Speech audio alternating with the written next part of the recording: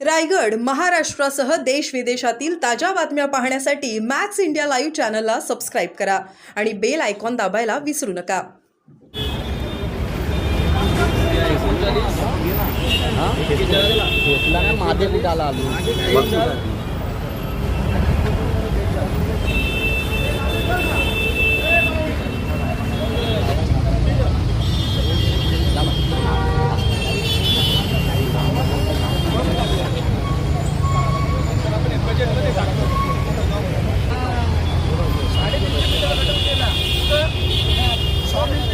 काही गरज नाही.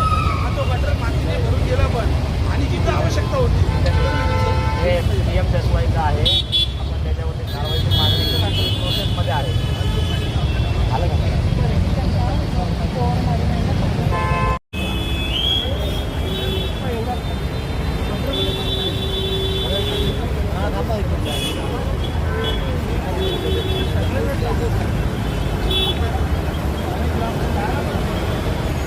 फोटो पण मागला.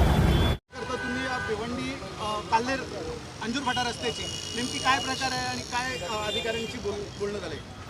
भिवंडी अंजूर फाटा जो रस्ता आहे कशेळीपासून आपण पाहत असाल, पहिल्या पावसातच रस्त्याला अनेक ठिकाणी पाणी भरून पूर्ण जाम झालं होतं.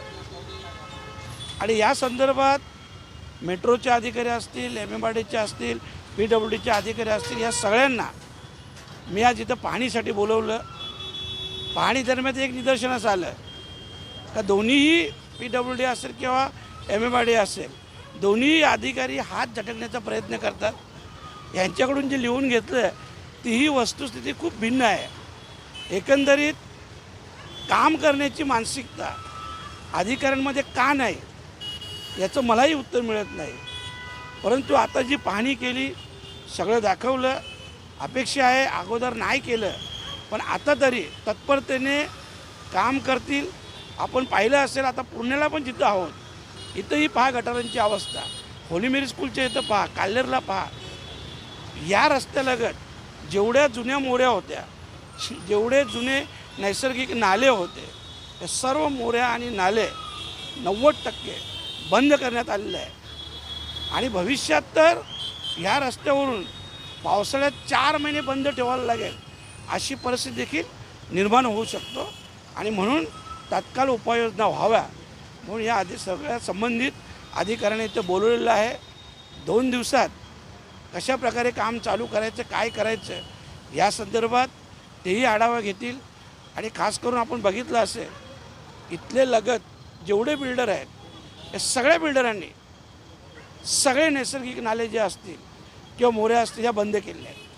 तर त्या पुन्हा चालू झाल्या पाहिजे, तरच हा पाण्याचा निचरा होऊ शकेल, तर हा रस्ता वाहतुकीसाठी राहील आणि या गावांचं संरक्षण होईल. स्थानिक ग्रामपंचायत त्यांची सुद्धा जबाबदारी मोठ्या प्रमाणात नाही जबाबदारी पण बघा, आता खरं म्हटलं तर हे जेवढी डेव्हलपमेंट दिसतो, विकास दिसतो, ह्या सगळ्या कुठल्याही प्रकारच्या परवानगी न घेता फक्त ग्रामपंचायतच्या परमिशनवर हे सगळे बिल्डिंग झालेले आहेत.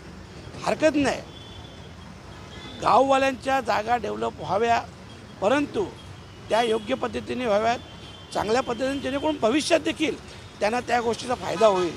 परंतु ग्रामपंचायत असेल किंवा इतर अधिकारी वर्ग, खास करून अधिकारी वर्ग या सगळ्या गोष्टीला पाठीशी घालतात आणि आपली जबाबदारी देखील पुढे ढकलून देतात. म्हणून या सगळ्या गोष्टींचं मी स्वतः 1 हप्त्यात पाठपुरावा करून पूर्ण माहिती घेऊन मग संबंधितांवर कारवाई करण्यासंदर्भात आपल्याशी एक प्रेस कॉन्फरन्स पण. साहेब, अनेक वेळा तुम्ही या विषयावर आवाज उठवलेला आहे, मात्र तरी इथली वाहतूक कोंडी आणि या नाल्यांचा प्रश्न प्रलंबित आहेत. तर अधिकाऱ्यांवर काय कारवाई करण्यासंदर्भात आपण काय तजवीज करणार किंवा काय असेल? बघा, आज अधिकाऱ्यांकडून मी लिहून घेतलेलं आहे, मुद्दामून लिहून घेतलेलं आहे, जेणेकरून त्यांनी जे लिहिलं मी 2 दिवसात त्याच्यावर स्टडी करणार आहे. आणि जर चुकीचं आढळलं तर 100% त्या अधिकाऱ्यावर कारवाईची मागणी करणार. आणि मला पूर्ण कल्पना आहे हे सगळे अधिकारी काम करण्याच्या मनस्थितीत नाही.